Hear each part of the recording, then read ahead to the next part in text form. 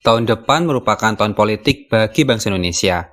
Menjelang pemilu tahun depan, partai-partai politik mulai aktif melakukan agenda politiknya. Namun, kalau dicermati, ternyata tidak ada loh partai-partai Kristen yang ikut pemilu tahun 2024. Padahal dulu terdapat beberapa partai-partai Kristen. Kemana ya perginya partai-partai Kristen? Sebelum kita bahas sejarah partai Kristen di Indonesia, jangan lupa klik subscribe, like, komen, dan share jika merasa video ini bermanfaat. Dan kalau ingin membantu pengembangan channel ini, kalian dapat klik tombol super thanks atau berlangganan menjadi kesatria. Awal Partai Kristen Pribumi. Kesadaran berpolitik sebagai salah satu cara mewujudkan kemerdekaan mendorong para tokoh-tokoh perjuangan untuk membentuk partai atau perkumpulan politik dengan berbagai ideologi. Tidak ketinggalan pula umat Kristen, baik Protestan maupun Katolik. Maka muncullah pergerakan politik di antara tokoh-tokoh Kristen. Berdasarkan buku Politik Katolik, Politik Kebaikan Bersama, sejarah Partai Kristen Katolik diawali dengan pendirian Pakempalan Politik Katolik Jawi pada tahun 1925. Pakempalan ini atau perkumpulan ini merupakan sayap pribumi dari Indice Catholicae Partis. Tokoh penting dari partai ini adalah Ignatius Joseph Cassimo. Setelah Indonesia merdeka, pada tahun 1945, I.J. Cassimo kemudian mendirikan partai baru, Partai Katolik Republik Indonesia, yang nanti pada tahun 1945, partai ini bergabung dengan 6 partai Katolik lokal lainnya, seperti dari Manado, Makassar, Kalimantan, Flores, dan Timor, menjadi satu partai, yaitu Partai Katolik. Bagaimana dengan umat Kristen Protestan? Dilansir dari leymena.org, pergerakan politik umat Kristen Protestan diawali dengan berdirinya Christelijke Ethische Party atau CEP, yang sama seperti Indice Catholicae Party memiliki sayap pribumi. Kemudian pada tahun 1918 terbentuklah Perserikatan Kaum Kristen, yang kemudian menjalin hubungan dengan CEP. Setelah Indonesia merdeka, dibentuklah sebuah partai baru, yaitu Partai Kristen Nasional, tepatnya pada tanggal 10 November 1945, atau yang bertepatan dengan pertempuran di kota Surabaya. Ketua umum pertamanya adalah Dr. W.C. Johannes.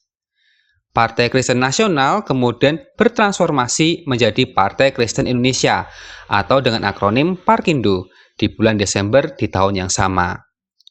Sebenarnya, sebelum terbentuknya Partai Katolik dan Partai Kristen Nasional atau Parkindo, para tokoh Kristen Katolik dan Protestan sempat berunding untuk membentuk sebuah partai Kristen tunggal. Namun, tidak ada kata sepakat sehingga mereka memutuskan untuk mendirikan partai yang terpisah. Pemilu pertama tahun 1955. Popularitas Partai Kristen pertama kali diuji pada pemilu tahun 1955. Pemilu yang dianggap paling demokratis ini diikuti oleh 118 peserta, yang terdiri dari 36 partai politik, 34 organisasi masyarakat, dan 48 calon perseorangan. Dan bagaimana hasilnya? Ternyata Parkindo atau Partai Kristen Indonesia memperoleh suara sekitar 1 juta. Sehingga berhak mendapatkan 8 kursi di DPR. Dan Partai Katolik hanya memperoleh sekitar 700.000 suara dan berhak mendapatkan 6 kursi.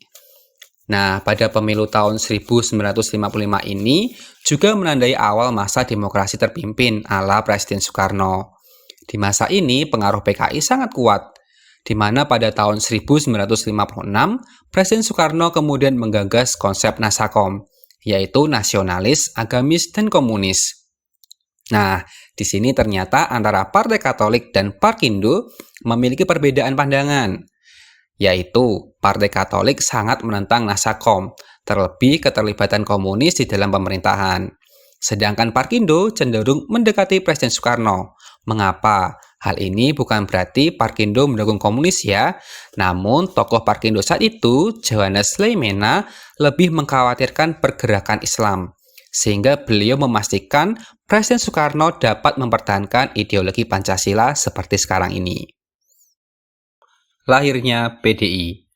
Peristiwa berdarah G30 SPKI memberikan dampak besar terhadap perpolitikan di Indonesia. Sesaat setelah terbunuhnya 7 tokoh militer pada tanggal 4 Oktober 1965, Sekretaris Jenderal Partai Katolik saat itu, Heri Chan Silalahi, bertemu dengan Soeharto yang menjabat Pangkostrat. Hasil pertemuan tersebut adalah pembentukan Kesatuan Aksi Pengganyangan Gestapu oleh aktivis mahasiswa Perhimpunan Mahasiswa Katolik Republik Indonesia yang disingkat PMKRI dan Himpunan Mahasiswa Islam atau HMI. Sayangnya pembentukan KAP Gestapu ini disalahgunakan oleh Soeharto dan nantinya disesali oleh para tokoh-tokoh Katolik. Kemudian di awal masa Presiden Soeharto berkuasa, dilaksanakanlah pemilu pada tahun 1971. Saat itu, Parkindo memperoleh 7 kursi di DPR, sedangkan Partai Katolik hanya memperoleh 3 kursi saja. Tentu ini sangat mengejutkan, terlebih peran Partai Katolik dalam aksi anti-komunisme sangat besar. Dan lucunya lagi nih, Partai Katolik dan Partai Kristen ini semakin digembosi oleh Presiden Soeharto, padahal cukup berperan mengantar Soeharto menuju tampuk kekuasaan. Penggembosan tersebut berupa memaksa penggabungan partai-partai menjadi 2 partai saja, ditambah Golkar dengan alasan penyederhanaan. Ingat ya, saat itu Golkar bukan partai.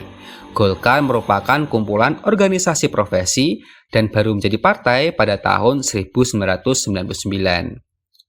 Peristiwa penggembosan ini tepatnya terjadi pada tahun 1973. Saat itu, 9 partai pemenang pemilu tahun 1971 dikelompokkan menjadi 2 golongan, yaitu golongan nasionalis dan golongan agamis. Kelompok nasionalis ini berisi Partai Nasional Indonesia, Ikatan Pendukung Kemerdekaan Indonesia, Partai Murba, Partai Kristen Indonesia, dan Partai Katolik. Sedangkan 4 partai Islam dikelompokkan menjadi 1. Penggabungan partai ini awalnya sangat ditentang.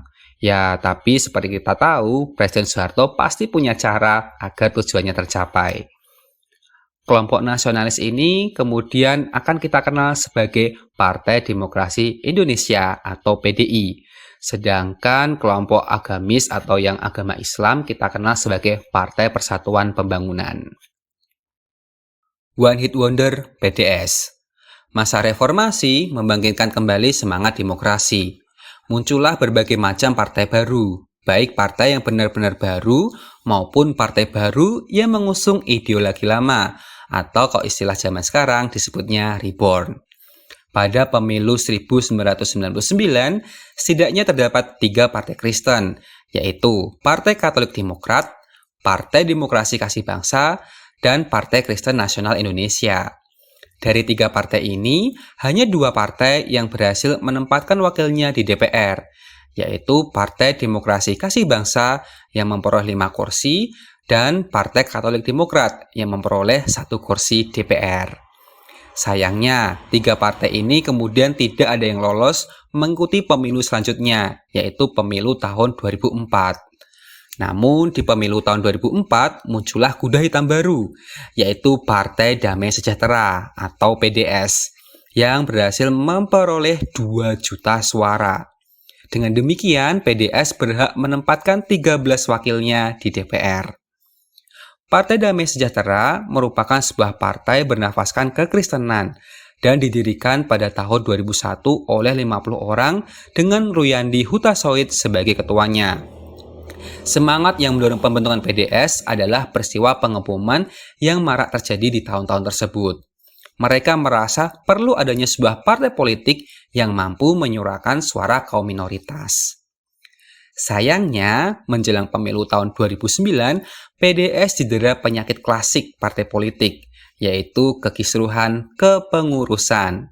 Hal ini menyebabkan suara PDS anjlok turun drastis, bahkan tidak lolos aturan ambang batas pemilu.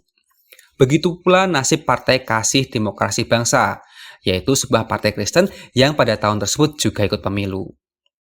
Kemudian, pada saat pemilu tahun 2014, PDS mencoba peruntungannya lagi. Namun sayangnya tidak lolos seleksi administrasi KPU, Sehingga pada akhirnya bersama beberapa partai lain yang juga gagal, kemudian membentuk partai baru, yaitu Partai Hati Nurani Rakyat atau yang kita kenal sebagai Hanura. Hilangnya Partai Kristen. Setelah pemilu tahun 2009, tidak pernah ada lagi Partai Kristen yang berhasil menempatkan perwakilannya di DPR.